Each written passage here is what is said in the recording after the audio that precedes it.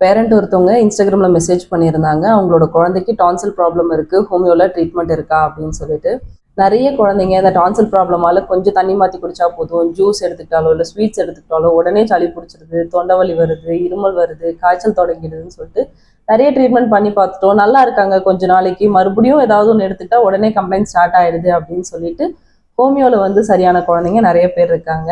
Even சில கேசஸ்லாம் surgery மட்டும்தான் ஒரே ஆப்ஷன், எவ்வளோ ட்ரீட் பண்ணி பார்த்தோம், ஸ்டில் கம்ப்ளைண்ட் ரொம்ப பர்சிஸ்டண்டாக இருக்குன்னு சொல்லிட்டு சர்ஜரி சொல்லி அந்த டாக்டர்ஸே சர்ஜரிக்கு பதிலாக நீங்கள் ஹோமியோ ட்ரை பண்ணி பாருங்க அப்படின்னு சொல்லி ரெஃபர் பண்ணி சரியான கேசஸும் இருக்கு. இப்போ டான்சிலைட்டிஸ்னா என்ன, ஹோமியோல இதோட ஸ்கோப் எப்படி இருக்கு அப்படின்றத பார்ப்போம். நம்மளோட உடல் எப்பவுமே நம்மளை பாதுகாக்கிறதுக்காக முன்னெச்சரிக்கை ஒரு ஃபர்ஸ்ட் லைன் டிஃபென்ஸ் சிஸ்டமை உருவாக்கி வச்சிருக்கோம்.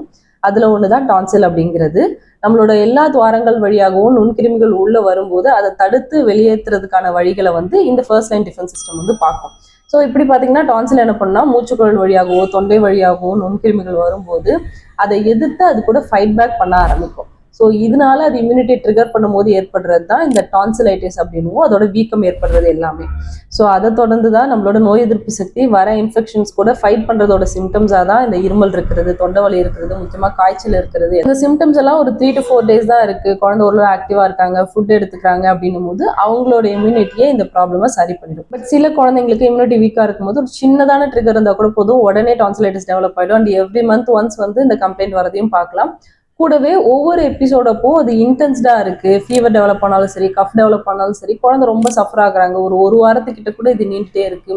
ஈவன் ஃபீவர் எல்லாம் செட்டில் ஆகி நல்லபடியா ஆனாலுமே அந்த தொண்டையில சதை வளர்ச்சிங்கிறது அது அப்படியே இருந்துட்டே இருக்கிறத பார்க்க முடியாது, பெருசாவே இருக்கு, நார்மல் சைஸ்க்கு போகாம.